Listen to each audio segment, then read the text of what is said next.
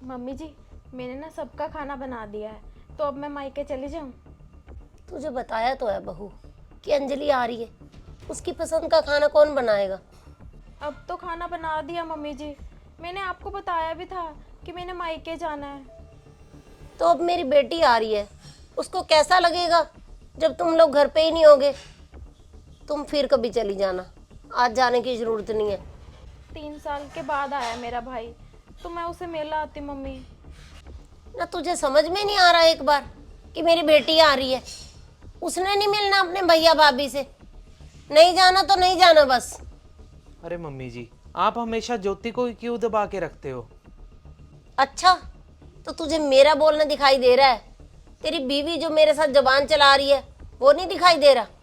Mummy, जुबान चलाने पे ना आप ही मजबूर कर रहे हो इसे। ज्योति ने मुझसे पूछा था मायके जाने के लिए, तो मैंने ही बोला है मम्मी कि खाना बना के रख दे और तू मायके चली जा। अगर आपसे पूछती आप तो मना ही करते मम्मी। बेचारी 3-3 4-4 महीने अपने मायके नहीं जाती है। अब इसका भाई 3 साल के बाद आ रहा है, तो जाने दो ना मम्मी इसे। अंजलि तो हर दूसरे दिन आती रहती है, और वैसे भी मैं कौन सा कहीं जा रहा हूँ मम्मी। इसे छोड़ के अभी वापिस आ जाता हूँ। मम्मी, आप अंजलि की साइड तो हमेशा लेते हो, ज्योति के ऊपर ही गुस्सा दिखाते रहते हो। मम्मी, आज तो ना ज्योति अपने मायके जाके रहेगी। और एक बात सोचो मम्मी, अगर अंजलि की सास अंजलि के साथ ऐसा करती तो आपको अच्छा लगता? तू तो ना अब अपनी बीवी का ही पक्ष लेगा। खाना कौन बनाएगा अंजलि के लिए। अरे मम्मी, खाना इसने बना तो दिया। अगर कुछ अलग से बनाना हुआ तो आप खुद बना लेना, या फिर अंजलि बना लेगी। चल जा ज्योति, जाके पैकिंग कर अपनी, छोड़ के आता हूँ तुझे।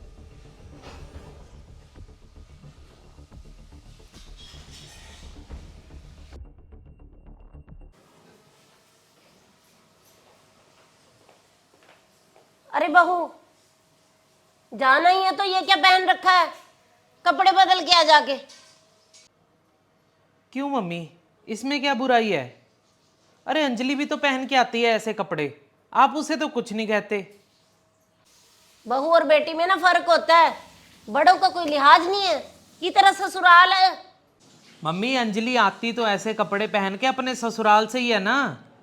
और मम्मी, आप उस दिन अंजलि को समझा तो रहे थे, अगर तेरी सास टोका टाकी करे तो उसे करारे करारे जवाब दे दिया कर 2-4।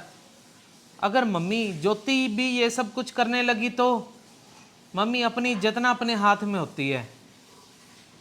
चल ज्योति। मम्मी, रात का खाना मत बनाना, मैं रात को ही आ जाऊंगी।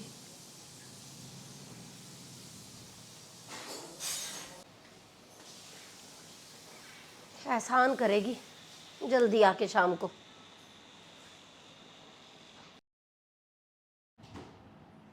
अंजलि, मैं तो ना बेटा अब परेशान ही हो गई हूँ। बता मुझे कोई रास्ता, क्या करूँ मैं। मम्मी, मेरी सास ना मुझे बिल्कुल भी टोका टाकी नहीं करती, बिल्कुल चुप रहती है।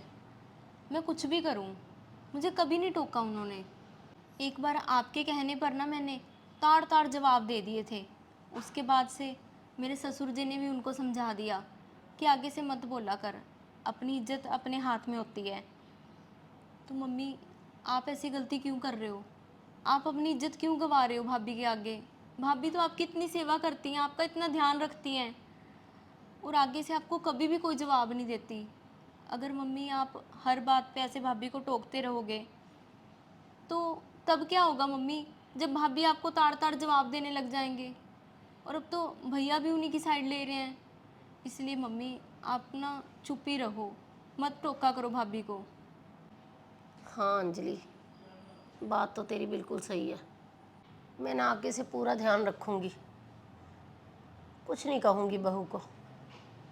चल, कितनी देर होगी तुझे आए हुए। मैं रात के खाने की तैयारी करती हूँ, तू बैठ यहाँ पे। चलो मम्मी, मैं भी आपकी हेल्प करवाती हूँ। नहीं नहीं, मैं बना लूँगी बेटा।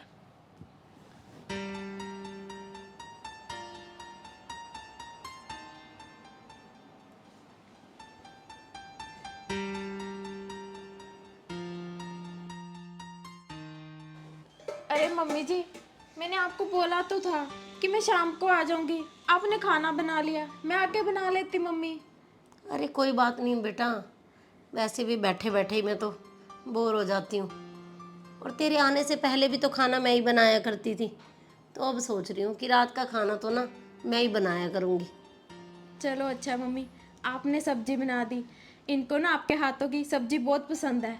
मैं फुलके बना देती हूँ। मम्मी आप आराम करो अब। हाँ बहू। अरे एक बात और बहू, मुझे ना माफ़ कर दे। मैं बहू और बेटी में बहुत ज़्यादा फ़र्क समझती थी।